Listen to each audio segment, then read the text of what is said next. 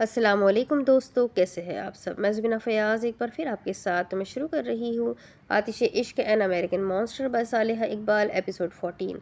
और शुरू करने से पहले हमेशा की तरह कहूँगी कि अगर आप मेरे चैनल पर नए हैं या अपने चैनल को सब्सक्राइब नहीं किया तो प्लीज़ चैनल को सब्सक्राइब कर ले, बेल आइकन को ज़रूर दबा दें, कमेंट करके ज़रूर बताएं कि आपको नावल कैसा लग रहा है। साथ ही अपने कॉन्टेक्स्ट में इस नावल को शेयर ज़रूर करें। तो चलिए शुरू करते हैं। वजदान और सिकंदर इटली फ़्लाइट के ज़रिए पहुंच चुके थे। वजदान डायमंड माइन की वजह से वो प्राइवेट जेट में नहीं आता है। अगर वो आता तो उसकी मौजूदगी उसके दुश्मनों तक पहुंच जाती, ख़ास तौर पर जहांगीर के पास उसकी मौजूदगी की खबर पहुंच जाती। वजदान और सिकंदर दोनों होटल की तरफ बढ़ रहे थे। वजदान ने 5 स्टार होटल में बुकिंग करवाई हुई थी। सिकंदर पूरे रास्ते सोता हुआ आता है, जबकि वजदान की नज़र से नींद को से दूर हो चुकी थी। उसे इंतज़ार से जितनी नफ़रत है, उसकी ज़िंदगी में इंतज़ार उतना ही है। मिजाज यार से जो जो शनासा होता जा रहा हूँ, मैं तन्हा और तन्हा और तन्हा होता जा रहा हूँ। फैज़ान बैक सीट से बैठे बैठे हुए सीट से पुश्त टिकाए हुए अपनी आंखें बंद करते हुए धीमे लहजे में कहता है। सिकंदर और वजदान होटल पहुंचते हुए सुबह हो चुकी थी। सिकंदर नींद से और थकावट से चूर हुआ पड़ा था। चल उठ जा, पहुंच गए हैं। वजदान गाड़ी से बाहर निकलते हुए सिकंदर के बाजुओं पर थप्पड़ मारते हुए कहता है। सिकंदर एक आवाज़ में अपनी आंखें खोल लेता है। हम कहाँ आए हैं? सिकंदर गाड़ी का दरवाज़ा खोलकर इधर उधर देखते हुए पूछता है। मेरे ससुराल और तेरे मायके। वजदान हंसते हुए कहता है। मुझे लगता है मेरे मायके से मेरी डोली नहीं अर्थी उठवाने के लिए तू मुझे यहाँ लाया है। सिकंदर गाड़ी का दरवाज़ा बंद किए डिग्गी की तरफ बढ़ता है।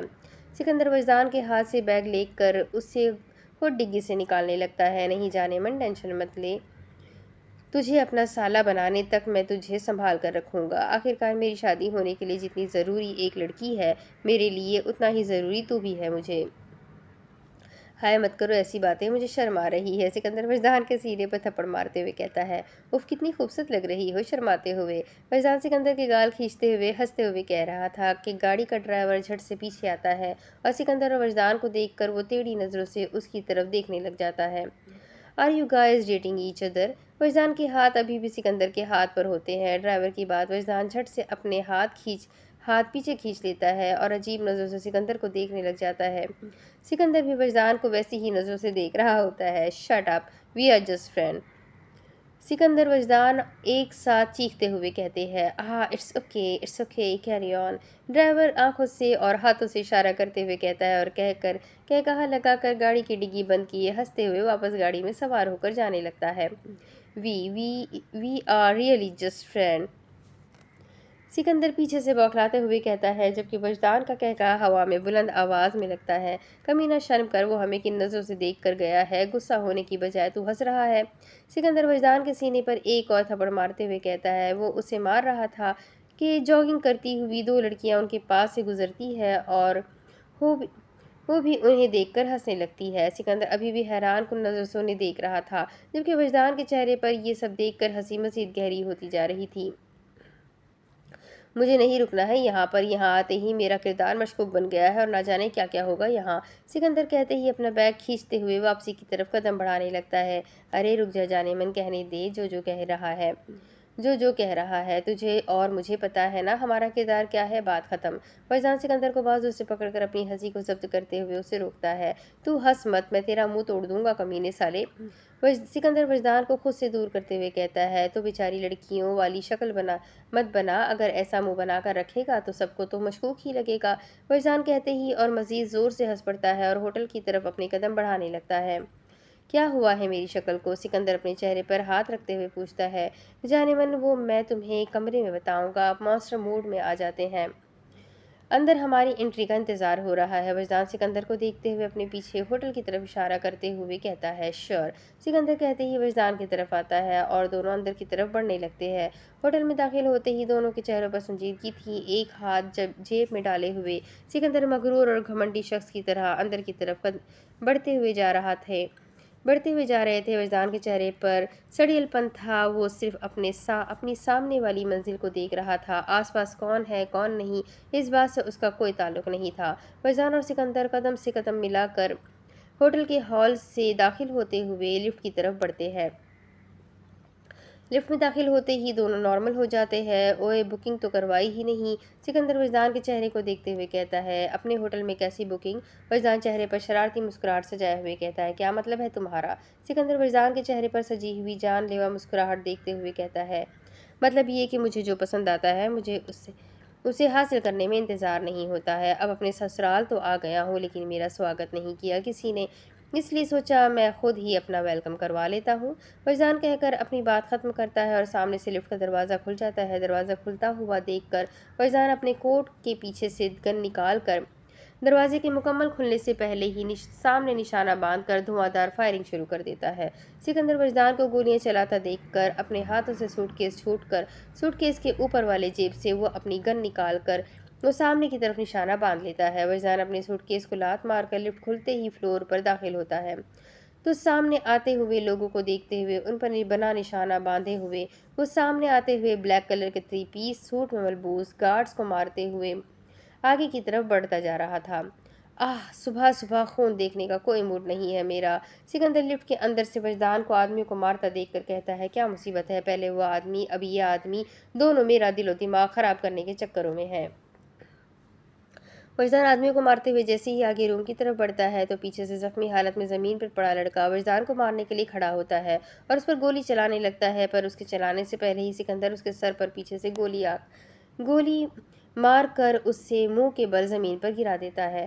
गोली की आवाज़ पर वजदान कमरे का लॉक हाथ में पकड़े हुए आगे की तरफ बढ़ रहा था कि गोली की आवाज़ पर पलटकर पीछे की तरफ देखता है, जहाँ सिकंदर ज़मीन बोस हुए आदमी को देख रहा होता है। Just go brother, I am here for you.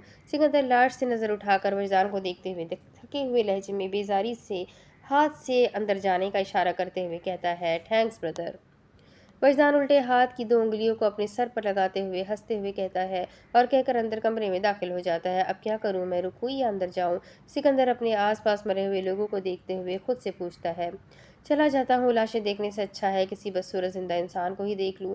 Sikandar कहते ही आदमियों के ऊपर से टप टप टाप कर कमरे की तरफ बढ़ता है। अंदर जाता ही है कि चाकू हवा में उड़ते हुए आता है, जो सीधा सिकंदर के चेहरे के बिल्कुल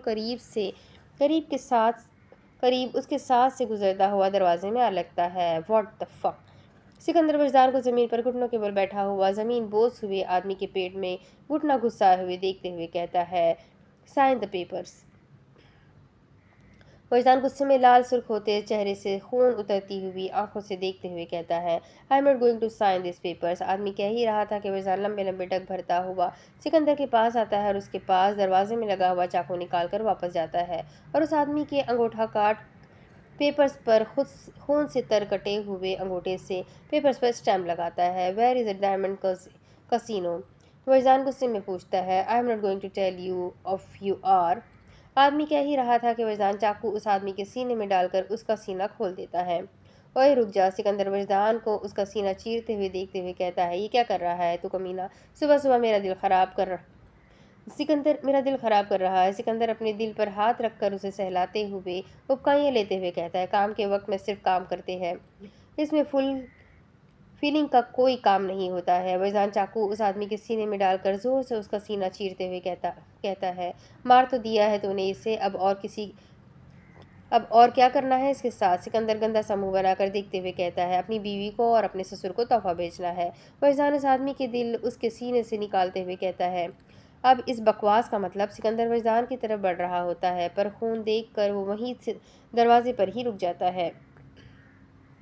मतलब ये कि एक दिन की दूरी पर उससे मैं लोगों का ये हाल कर सकता हूँ। अगर वो मुझसे दूर रहने की ख्वाहिशमंद हमेशा के लिए है तो मैं उसके आदमियों का क्या हश्र करूँगा, इस बात का अंदाज़ा होना चाहिए उसको। वजदान आदमी का दिल सीने से निकाल कर ज़मीन पर घुटनों के बल बैठते हुए गहरी सांसें लेते हुए कहता है। एक लंबी गहरी सांस लिए वो मुड़कर एक नज़र सिकंदर पर डालता है, जो अपने दिल पर हाथ फेरते हुए गहरी सांसें ले रहा था। इश्क में पागल हो गया है तू साले, एक दिन की दूरी पर ये करेगा अब? सिकंदर दिल की तरफ इशारा करते हुए कहता है, हाँ यही करूँगा, इसके अलावा इस दुनिया में मौजूद हर चीज़ हर शख्स जो तबाह बर्बाद कर दूंगा। वजदान खड़े होते हुए चाकू ज़मीन पर फेंक कर सिकंदर की तरफ बढ़ते हुए कहता है, ये तोहफा है मेरी होने वाली बीवी के लिए।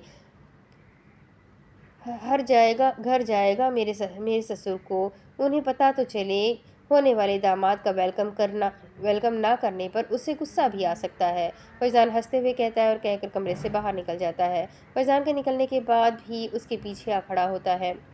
फैज़ान अकेला अपने आदमियों के बगैर आया था, लेकिन उसकी मौजूदगी का सुनकर उसके आदमियों की फ़ौज उसके दरवाजे के बाहर उसकी सिक्योरिटी के लिए आ खड़ी होती है। इसे लेकर जाओ और एक खूबसूरत सा गिफ्ट पैक करवा कर इस एड्रेस पर सफ़ेद गुलाब के फूल के साथ पहुंचाओ। फैज़ान इटालियन ज़बान में गार्ड्स के झुके हुए चेहरे की तरफ देखते हुए कहता है। फैज़ान गार्ड की तरफ बढ़कर उसके हाथ में खून से तर दिल पकड़ाकर उस पर अपना सफ़ेद रंग का रुमाल रख कर खून से तर हाथ से कोट की जेब से अपना फ़ोन निकाल कर डेविल की हवेली का एड्रेस बता देता है। ये एड्रेस पर ठीक 10:30 बजे पहुंचा देना इसको। फैज़ान हुक्माना अंदाज में गार्ड का चेहरा खून से भरे हुए हाथ से थपथपाते हुए कहता है, जाओ अब। फैज़ान लिफ्ट की तरफ इशारा करते हुए कहता है। फैज़ान के हुक्म पर वो दौड़कर भागते हुए लिफ्ट के जरिए से होटल से बाहर जाता है। Clean up all the mess. Faizan के पीछे खड़ा हुआ सिकंदर उसे हैरान कुन नज़र से देख रहा था। वो पागल था, लेकिन इतना पागल हो जाएगा उसे अंदाज़ा नहीं था। वक्त है इंसान बन जा, सिकंदर वजदान को अपनी तरफ आता देखते हुए कहता है। इंसान नहीं हूँ मैं, मॉन्स्टर हूँ मैं, वजदान यमान एन अमेरिकन मॉन्स्टर। वजदान पुरजोश लहजे में अपना नाम लेते हुए कहता है। चल यार, आजा अब जाकर आराम करते हैं, शाम को तेरी भाभी से भी तो मिलने जाना है। बड़ी बेचैन हो जाएगी मेरे तोहफा देने के बाद वो, उसकी बेचैनी भी तो ख़त्म करनी है मैंने। फैज़ान सिकंदर का रुख कमरों की तरफ मोड़ते हुए कहता है। एक कमरा तेरा, एक कमरा मेरा, जहाँ रहना चाहता है वो ले। अब ये कमरे भी और होटल भी हमारा है। फैज़ान दर्द और थकावट से चूर लहजे में सिकंदर के सामने सख्त मजबूत लहजे में कहता है। मैं जा रहा हूँ सोने, तू भी सो जा अब। फैज़ान कहते ही उल्टे हाथ की तरफ बने हुए तीसरे कमरे में दाखिल हो जाता है। सिकंदर की गर्दन झटकते हुए सीधे हाथ पर बने हुए दूसरे कमरे में चला जाता है। फैज़ान के आदमी अंदर बाहर से लोगों को भी और उनके खून को भी साफ करना शुरू हो जाते हैं। हीर आयना तीनों हॉल में हया के साथ बैठी हुई कहकहा लगाकर बातों में मगन हुई पड़ी थी। हुमैमा सुबह होते ही अपने फ्लैट में जा चुकी थी। उनके कहकहों की आवाज़ें जहांगीर को अपने स्टडी रूम तक सुनाई दे रही थी, जो जहांगीर को भी बिना बात के मुस्कुराने पर मजबूर कर रही थी। निक अभी तक सोया पड़ा था, उसे शोएब दो बार उठा चुका था, लेकिन उसकी आंख खुलने का नाम ही नहीं ले रही थी। आपको पता है मिसेस डेविल, मुझे ना आपके शौहर बड़े अच्छे लगते थे। कितने हैंडसम है वो, इतनी बड़ी बेटी करने के बाद भी वो कितने जवान है। उफ उफ, कमाल है वो। आयना जहांगीर के जिक्र पर ही उस पर वारी वारी जा रही थी। ऑफिस में बैठा हुआ जहांगीर आयना की बात पर हंस पड़ता है। कोई कमाल नहीं है इसमें उनका, अगर कोई काम करेंगे तो ही तो बूढ़े होंगे, सिवाय हुक्म चलाने के आता क्या है उन्हें। हया नाक चढ़ाते हुए कहती है। जहांगीर हया की बात पर फौरन दरवाजे की तरफ देखने लग जाता है। झूठी कहीं की। जहांगीर भी फाइल्स पर काम करते हुए गंदा सा मुंह बनाकर अपनी कुर्सी से उठकर सोफे की तरफ बढ़ते हुए कहता है। सही कह रही हूँ हया, डेविल को सिवाय गुस्सा करने के और हुक्म चलाने के कुछ और आता ही नहीं है। निक एक निक एक हाथ अपनी आंख पर और दूसरा अपने बालों में फेरते हुए हॉल में हया की तरफ बढ़ते हुए कहता है। आयना निक को आता देखकर गौर से देखते हुए खड़ी हो जाती है और जाकर निक के सामने आ खड़ी होती है। निक ने अभी अपनी पूरी आंखें खोली भी नहीं थी कि सामने खड़ी हुई आयना से टकराकर उसकी आंखें खुली की खुली रह जाती है। नेवी ब्लू कलर का स्टॉलर पहने हुए, वाइट कलर की लॉन्ग फ्रॉक पहने हुए, आयना अपने दोनों हाथ कमर पर बांधे हुए गर्दन मोड़कर अपनी आसमानी रंग की छोटी छोटी सी आंखों से बिना पलक झपकाए निक को देख रही थी। निक की नज़र आयना के चेहरे पर जैसे ही पड़ती है, वो कुछ देर के लिए उसी पल में थम जाता है। उसने अपनी ज़िंदगी में खूबसूरती तो बहुत देखी है, पर जो खूबसूरती और नूर आयना के चेहरे पर था, वो आज से पहले उसे कहीं भी देखने को नहीं मिला था। जैसे पहली नज़र देखने से ही निक के दिल में खुशी की लहर दौड़ती है। निक बिना पलक झपकाए हुए आयना की आसमानी रंग की छोटी छोटी सी खूबसूरत आंखों में देखता रह जाता है। आयना भी मुस्कुराते हुए निक के चेहरे को कुछ पल देखती रह जाती है। आयना के चेहरे पर मुस्कुराहट देखकर निक जल्दी से अपना रुख दूसरी तरफ मोड़कर अपने दिल पर हाथ रख देता है और एक गहरी सांस लेता है। अस्सलाम वालेकुम भाई। आयना निक की पीठ को देखते हुए मुस्कुराते हुए सलाम करती है। आयना के भाई कहने पर निक फौरन से पलटकर बड़ी बड़ी आंखें किए आयना को देखने लगता है। वालेकुम अस्सलाम वरहमतुल्लाह वबरकातुहू, अस्तगफिरुल्लाह। निक अपने दिल से हाथ हटाते हुए तल्ख लहजे में जवाब देता है। अस्तगफिरुल्लाह क्यों कहा है आपने? आयना अपनी छोटी छोटी आंखों को मजीद छोटा किए हुए पूछती है। तुमने मुझे भाई क्यों कहा है? शर्म नहीं आती है किसी गैर मर्द को भाई कहते हुए? निक आयना की तरफ एक कदम बढ़ाते हुए गुस्से में कहता है। निक की शक्ल देखकर हॉल में बैठे हुए सब लोगों का कहकहा हवा में बुलंद आवाज में लगता है। तो गैर मर्द को भाई नहीं कहते हैं क्या? आयना अपने पीछे सब लोगों को देखते हुए वापस निक के चेहरे को देखते हुए तजस्सुस से पूछती है। हाँ नहीं कहते हैं, ऐसे उन्हें बुरा लग जाता है। फुल टूट दिल टूट जाता है उनका। निक चढ़ते हुए कहता है और कहकर आयना को क्रॉस करते हुए वो सोफे पर हीर के पास जा बैठता है। तो फिर क्या कहते हैं उन्हें? क्या कहकर बुलाऊं आपको? आयना मुड़कर सोफे की तरफ बढ़ते हुए पूछती है। डार्लिंग स्वीट हार्ट कहते हैं। निक सोफे पर चौड़ा होकर बैठते हुए कहता है। उमैमा और हीर अपनी हंसी दबाते हुए उन दोनों ही बातों को मज़े से सुनने लगती है। डार्लिंग क्या होता है? आयना हीर को देखते हुए पूछती है। तुम्हें डार्लिंग का मतलब नहीं पता है? निक भी गर्दन घुमाकर हीर को बड़ी बड़ी आंखें किए देखते हुए पूछता है। उसे इंग्लिश नहीं आती है। हीर धीरे से निक को बताती है। नहीं, मैंने तो अल्फाज ही आज पहली बार सुना है। क्या? किस दुनिया की मखलूक हो तुम? ना शक्ल से यहाँ की लग रही हो, ना अकल से। निक सोफे पर पुस्तक हटाते हुए सामने टेबल से पानी की बोतल उठाते हुए मजाक उड़ाने वाले अंदाज में कहता है। आप मेरी बेइज्जती कर रहे हैं? आयना रोने वाले अंदाज में कहती है। उसे रोने के लिए कोई ख़ास बड़ी वजह की ज़रूरत नहीं है, वो छोटी छोटी सी बातों पर ही रो पड़ती है। नहीं डार्लिंग, मैं तुम्हारी बेइज्जती क्यों करूँगा? खूबसूरत लड़कियों की बेइज्जती करने का नहीं, उनसे मोहब्बत करने का कायल हूँ मैं। निक आयना की रोतलू सी शक्ल देखते हुए पानी की बोतल का ढक्कन खोलकर आयना की तरफ बढ़ाते हुए कहता है। आप बहुत गंदे हैं। आपने मुझे इंग्लिश में कुछ गंदा कहा है, मुझे पता है। आयना पानी की बोतल पकड़ते हुए रोते हुए कहती है और कहकर फ़ौरन से उठकर दौड़ते हुए कमरे में जाने के लिए भाग पड़ती है। यार बस कर दे। हीर निक के कंधे पर थप्पड़ मारते हुए कहती है। निक आयना को रोते देखकर मुस्कुराते हुए सोफे से वापस पुस्तिका लेता है।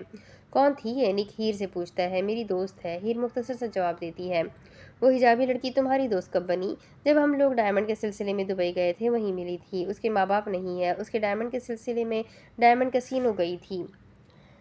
वहाँ पर उसका भाई गार्ड था। वो किसी और की दुश्मनी के सिलसिले में अपनी जान से गया था। उसने उसे हमेशा पर्दे में रखा था। पाकिस्तान से वो दुबई काम करने के लिए आया था। माँ बाप पाकिस्तान में ही वफात कर गए थे, तो वो उसे अपने साथ दुबई ले आया था। उसकी अचानक सी मौत पर उसके सर से छत छिन गई थी, तो बाबा ने उसे वहाँ घर लेकर दिया था। तब से ये मेरी दोस्त बन गई। और बाबा को देखते ही बाबा की दीवानी। हीर हंसते हुए कहती है।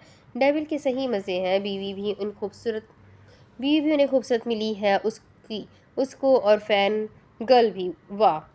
तब निक तंजिया लहजे में कहता है। तुम अपनी गंदी नज़रें दूर रखो मेरी बीवी से। मुझे पूरा शक है तुम्हारी वजह से एक दिन हमारे दरमियान लड़ाई ज़रूर होगी। जहांगीर एक हाथ पैंट की जेब में डाले हुए सीढ़ियों से उतरते हुए कहता है। जहांगीर को देखकर निक सीधा होकर बैठ जाता है। मेरी नज़र लगनी होती तो कब की लग जाती। निक गर्दन घुमाकर धीरे धीरे से कहता है। तुम्हारी आंखें निकाल लूंगा अगर तुमने नज़र लगाने का सोचा भी तो।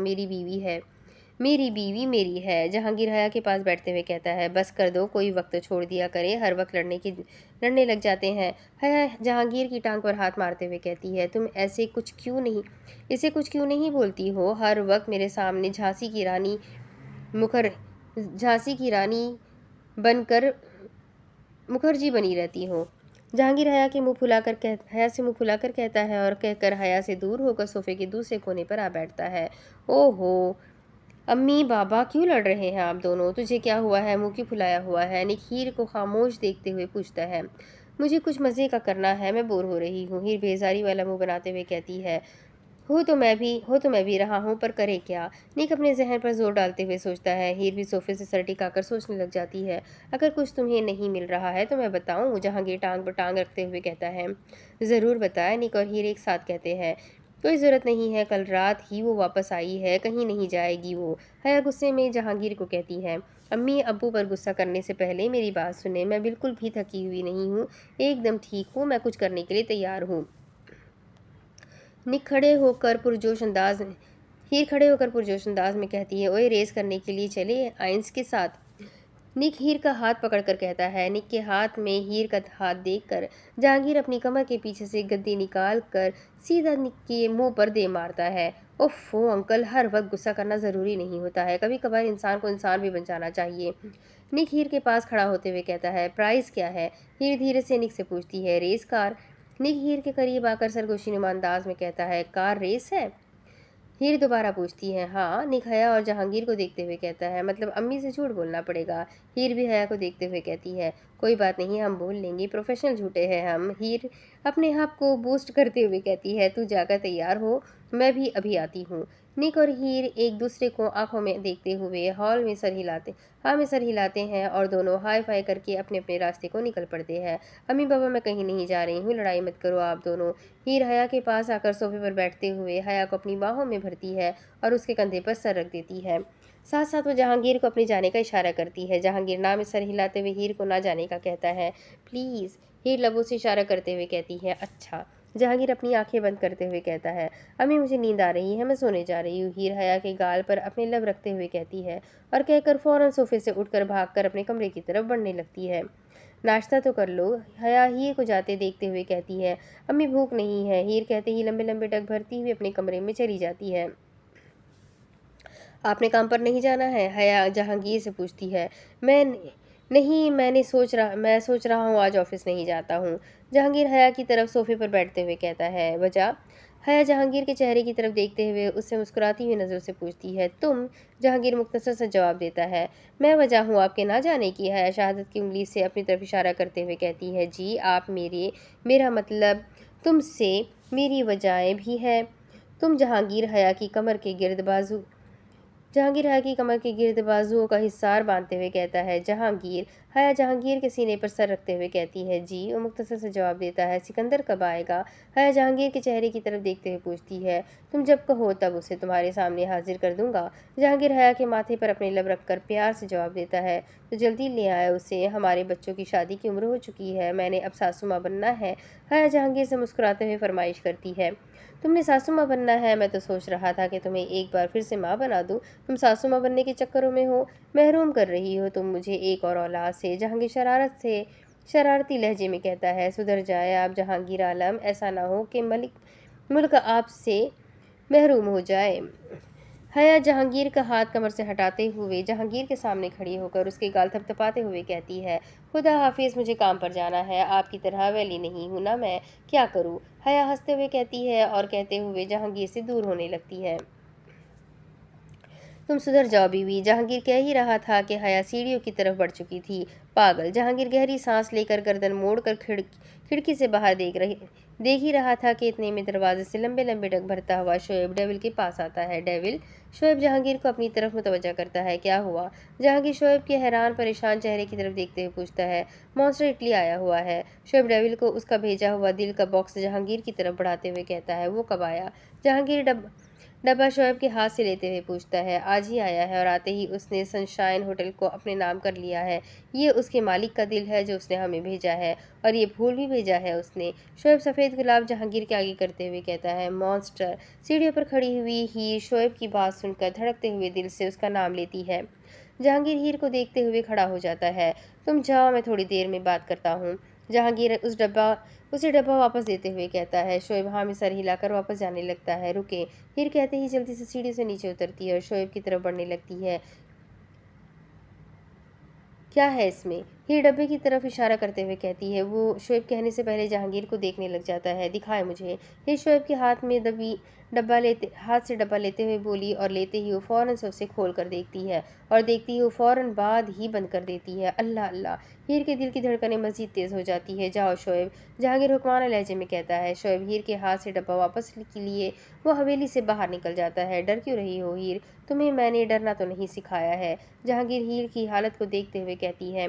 बाबा कोई इतना बेरहम कैसे हो सकता है? हीर पलट कर जहांगीर की तरफ देखते हुए कहती है। हो सकता है, हर शख्स इतना बेरहम हो सकता है, पर बात तरीके तरीके की होती है। कोई अपना गुस्से को ऐसे दिखाता है तो कोई छुप कर। वो सरेआम दिखा रहा है, मतलब साफ है कि वो मुझसे नहीं डरता है और मुझे लड़ने के लिए खुद को तैयार किए बैठा हुआ है। जहांगीर हीर के पास आते हुए कहता है। आप मॉन्स्टर को जानते हैं? ये धड़कते हुए दिल से पूछती है। मैं उसकी हर नस्ल को जानता हूँ। जहांगीर हवेली के दरवाजे से बाहर देखते हुए कहते हैं। वो आपसे नफरत करता है। हीर जहांगीर के चेहरे पर नजर जमाए हुए कहती है। उसका नफरत करना बनता है। जहांगीर हीर की आंखों में देखते हुए कहता है। क्या वो अपनी जगह सही है? ये तजस्सुस से पूछती है। नहीं, वो मुझसे जिस बात के लिए लड़ना चाहता है वो बात है ही नहीं। जो हुआ वो माजी था, जैसे मैं खुद अपने हाथों से ज़मीन में गाड़ चुका हूँ, पर अब जो वो कर रहा है वो अपने साथ साथ मेरे माजी को भी मेरी आंखों के सामने ला खड़ा कर रहा है। जहांगीर हीर को क्रॉस करते हुए हवेली के दरवाजे की तरफ बढ़ने लगता है। मैंने जिस दिन हवेली छोड़ी थी उसने अपना माजी भी पीछे छोड़ दिया था। अब वो फिर से सब शुरू कर रहा है तो ठीक है, करे जो कर सकता है, मैं देख लूँगा। जहांगीर बाहर गार्डन एरिया की तरफ देखते हुए कहता है, वो कुछ नहीं करेगा बाबा। ये जहांगीर के पास आकर उसके बाजू में हाथ डालकर जहांगीर की बाजू से अपना सर टिकाते हुए कहती है, पहले आप अकेले थे, अब आपके पास फैमिली है, अम्मी है, मैं हूँ। हाँ, एक बेटा तो नहीं बन सकती हूँ मैं आपके लिए, लेकिन आपके लिए मैं कुछ भी कर सकती हूँ। कौन सही है कौन गलत मैं नहीं जानती, मेरे लिए आप सही थे, सही और आप ही हमेशा रहेंगे। फिर मुस्कुराते हुए फखरी अंदाज में जहांगीर के चेहरे को देखते हुए कहती है, मेरी गुड़िया तुम मेरे लिए मेरे बेटे से भी ज़्यादा अजीज़ हो। जहांगीर हीर के चेहरे को अपने हाथों में पकड़े हुए प्यार से उसके माथे पर बोसा देते हुए कहता है, अब जाओ तुम और माइंड सेट करो, यहाँ की टेंशन मत लो, मैं कर लूँगा हैंडल अमेरिकन मॉन्स्टर को। आप नहीं, मैं करूँगी हैंडल उनको। हीर जहांगीर की बात काट कर खुद बोल पड़ती है, आपने बहुत कुछ किया है, आपने अपना माजी भुला दिया था, मैं अब आपको दोबारा याद करने नहीं दूंगी। हीर गहरी सांस लेते हुए जहांगीर के चेहरे को देखते हुए कहती है, क्या आप मुझे इजाज़त देंगे उस मॉन्स्टर को अपने तरीके से हैंडल करने की? आपने कहा ना बाबा, मैं आपके लिए आपके बेटे से ज़्यादा अजीज़ हूँ, तो मुझे अपना बाजू बनने का मौका भी दे। मुझे अमेरिकन मॉन्स्टर से खुद निपटना है, अब आप नहीं, मैं करूँगी उसके साथ जो भी करना है।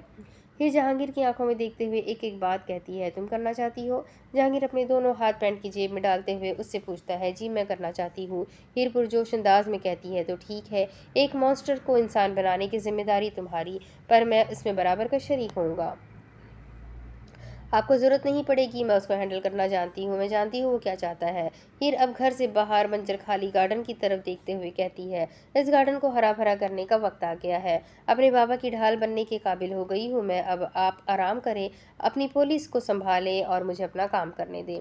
फिर वापस जहांगीर के मुंह को देखते हुए कहती है, ठीक है, जो करना चाहती हो कर लो, मुझे जितना जितना यकीन खुद पर है उससे ज़्यादा तुम पर है। जहांगीर हीर के चेहरे को अपने हाथों में पकड़ते हुए कहता है, मैं आपका यकीन नहीं तोड़ूंगी। अमेरिका मॉन्स्टर को इंसान का बच्चा ना बनाया तो मेरा नाम भी हीर जहांगीर आलम नहीं। हीर अटल लहजे में जहांगीर की आंखों में देखते हुए कहती है, मैं चलती हूँ बाबा, आपके दामाद को उठाना भी है। हीर हंसते हुए कहती है, क्या मतलब है? जहांगीर हैरान कुन नज़र से देखते हुए पूछता है, मतलब आज रात आपकी बेटी की शादी है तो दामाद को उठाना तो पड़ेगा ना, वरना शादी कैसे होगी? आप शादी की तैयारियां करवा देंगे ना?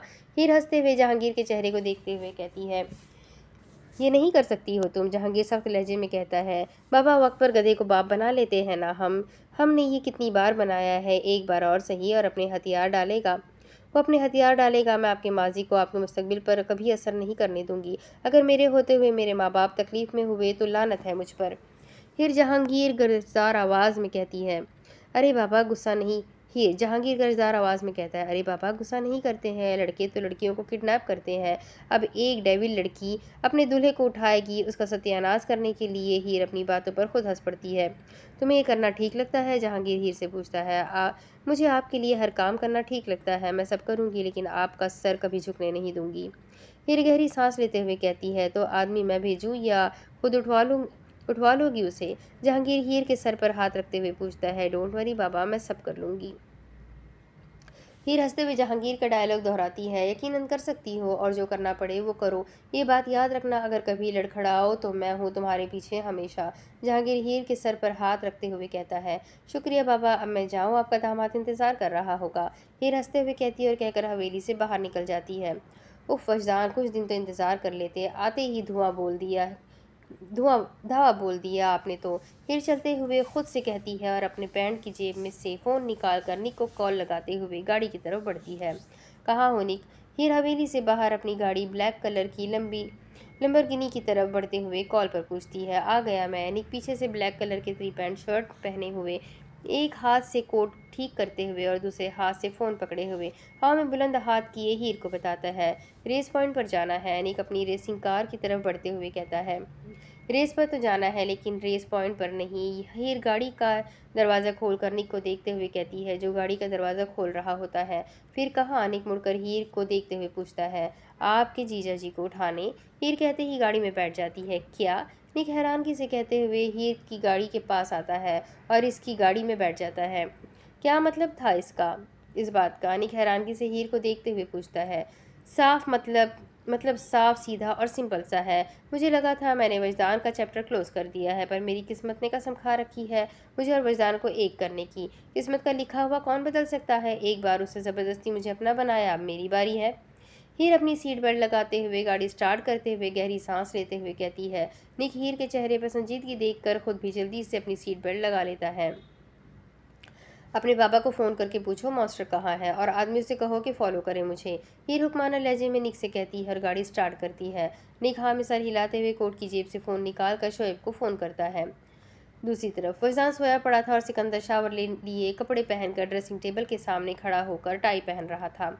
अभी टाई को पहला बल ही दिया था कि सिकंदर के फ़ोन पर अल्बर्ट की कॉल आ जाती है। उमैमा मिल गई। सिकंदर अटल लहजे में पूछता है। नहीं, वो अमेरिका में नहीं है। अल्बर्ट हिचकिचाते हुए कहता है। तो कहाँ है? जहन्नम में चली गई है। सिकंदर फ़ोन स्पीकर पर करके डाइनिंग टेबल पर फेंकता है और अपनी टाई को दोबारा बांधने लगता है।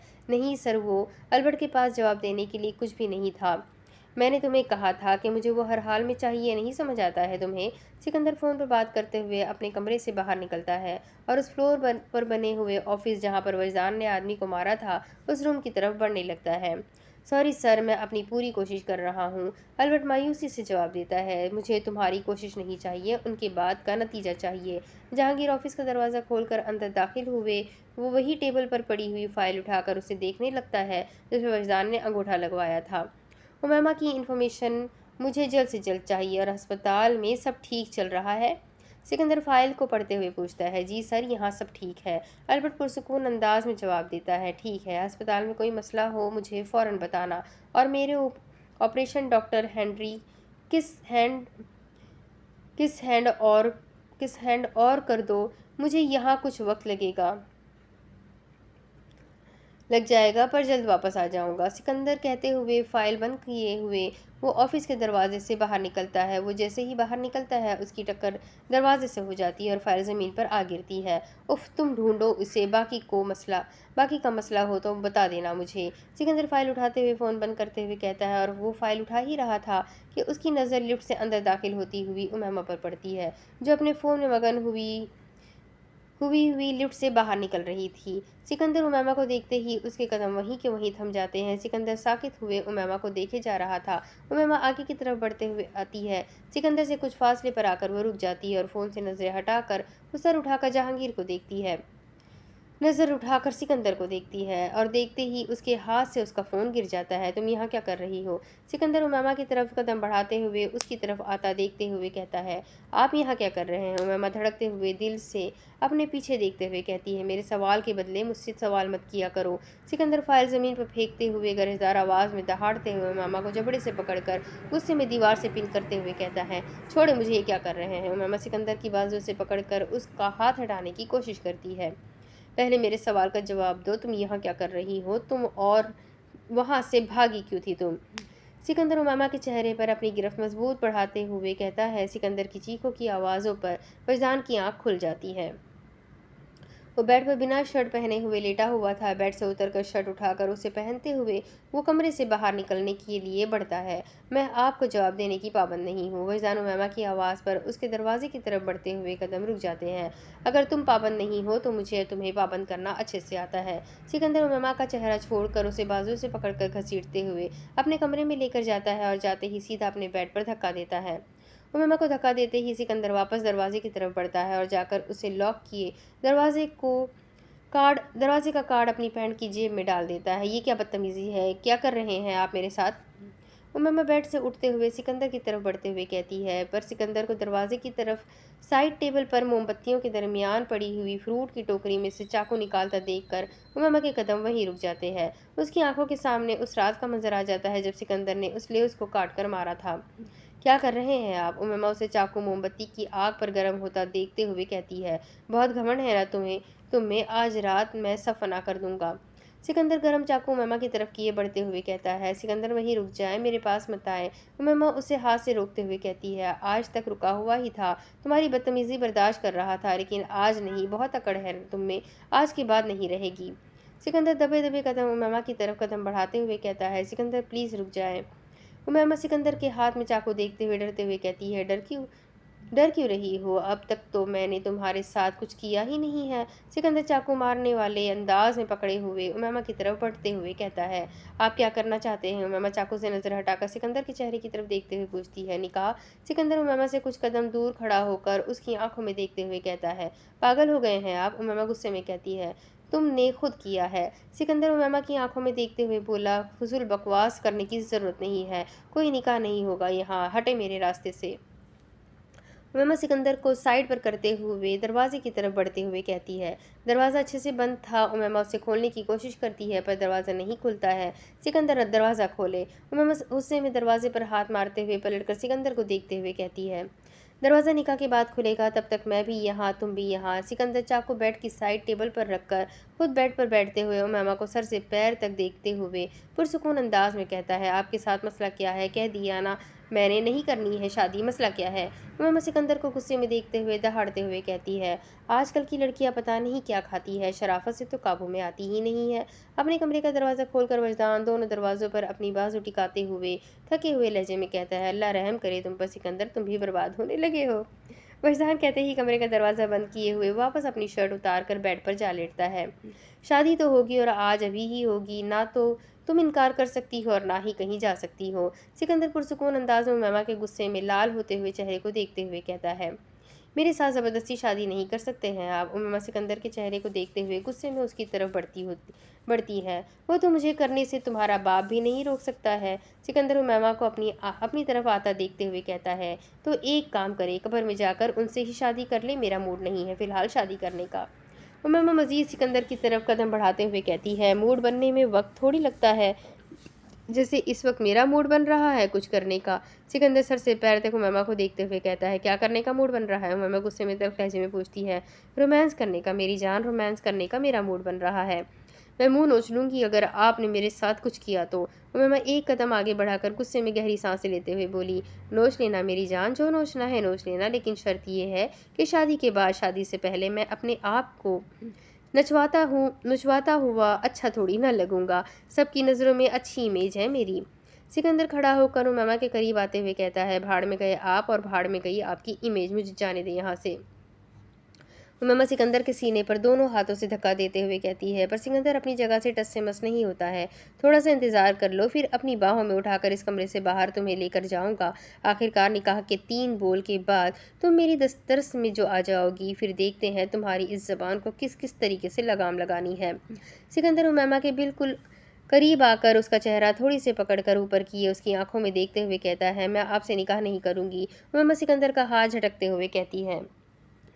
तुम करोगी और क्यों करोगी, इसकी वजह मैं तुम्हें 1 घंटे में दूंगा। सिकंदर उमामा के लबों की तरफ झुकते हुए कहता है। भाड़ में जाएं, दफ़ा हो जाएं आप।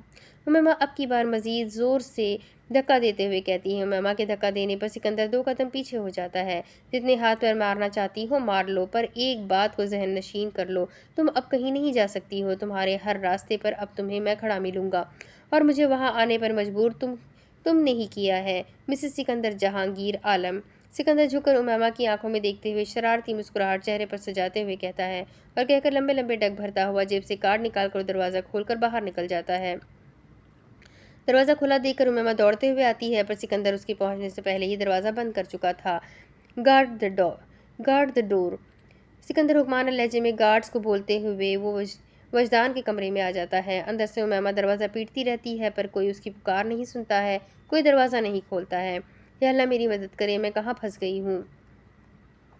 उमामा दरवाजे पर हाथ मारते हुए रोते हुए कहती है। मैं सिकंदर से शादी नहीं कर सकती, मैं कर ही नहीं सकती हूँ। प्लीज़ मेरे अल्लाह मेरी मदद करे प्लीज़। उमामा मज़ीद ज़ोर से रोते हुए कहती है। उठ जा कुंभकर्ण की छठी औलाद, कितना और सोएगा। सिकंदर वजदान के ऊपर से उसका कंबल खींचते हुए कहता है और कहकर सोफे पर जा बैठता है। क्या हो रहा था बाहर? वजदान उठकर बैठते हुए बेड क्राउन से टेक लगाते हुए पूछता है। वो तब से जाग ही रहा था, एक बार उसकी नींद खराब हो जाए वो दोबारा नहीं सोता है। कुछ मत पूछ मत कुछ मत पूछ अभी मत, मौलवी का इंतज़ाम कर, निकाह करना है। सिकंदर सोफे से पुश्त टिकाया छत की तरफ देखते हुए कहता है। पसंद है वो तुझे? वजदान सिकंदर के चेहरे को देखते हुए पूछता है। बस उसके घमंड से, नफरत से। सिकंदर अब भी छत की तरफ देखते हुए कहता है। लड़कियों में घमंड होना आम सी बात होती है, क्या बदतमीज़ होना भी आम सी बात होती है। दूसरों के सामने अपने वो अपने आप को मेहमान महान दिखाना और सामने वाले को डिग्रेड करना भी आम बात है। सिकंदर वजदान को देखते हुए गुस्से में पूछता है, अनापरस मर्द हूँ मैं, मुझसे अपना एटीट्यूड संभाला नहीं जाता है, किसी और का क्या खाक संभालूंगा। सिकंदर गर्दन झटकते हुए गुस्से में कहता है, अच्छा ठीक है, तू क्या चाहता है? वजदान एक बार फिर पूछता है, उससे निकाह करके उसकी अना को तोड़ना चाहता हूँ। सिकंदर दो टोक लहजे में जवाब देता है, ठीक है, 1 घंटे में इंतज़ाम हो जाएगा, तू टेंशन ना ले, तू निकाह कर और मैं ज़रा काम कराऊँ। फैज़ान कहते ही बेड से उतरकर सूटकेस से अपने लिए कपड़े लिए वॉशरूम में घुस जाता है। फैज़ान के जाते ही सिकंदर उठ खड़ा होता है और खिड़की की तरफ देख बढ़कर खिड़की खोल कर बाहर मुल्क की खूबसूरती को नज़रों में उतारने लगता है। सिमी को उठाओ और उसकी भयानक हालत करके एक अच्छी सी वीडियो भेजो मुझे। सिकंदर अटल लहजे में कहते हुए अपना फ़ोन बंद कर देता है और वापस जेब में डाल लेता है। तुमने खुद मुझे ये करने के लिए ललकारा है उमामा, शराफत से चलती तो सब ठीक रहता, ना मैं रास्ते में आती और ना ही वो सब देखती। तो तूने सब खुद चुना है अपने लिए। सिकंदर खिड़की में हाथ रखकर एक गहरी सांस लेते हुए कहता है, और कहते ही अपनी आंखें बंद किए वो गहरी सांस लेने लगता है। इसके आगे की कहानी मैं आपको अगले वीडियो में सुनाऊंगी कि आगे क्या होगा। ये जानने के लिए मेरे साथ बने रहें। वीडियो को लाइक करें, चैनल को सब्सक्राइब करें, बेल आइकन को ज़रूर दबाएं। कमेंट करके ज़रूर बताएं कि आपको ये नावल कैसा लग रहा है, कौन से कैरेक्टर आपको सबसे ज़्यादा इंटरेस्टिंग लग रहा है और कौन से कैरेक्टर पर आपको सबसे ज़्यादा गुस्सा आ रहा है। तो ज़रूर कमेंट कीजिएगा। मिलते हैं अगले वीडियो में। वीडियो को लाइक करना ना भूलें। अपना खूब सारा ख्याल रखें, मुझे भी दुआ में याद रखें। अल्लाह हाफिज़।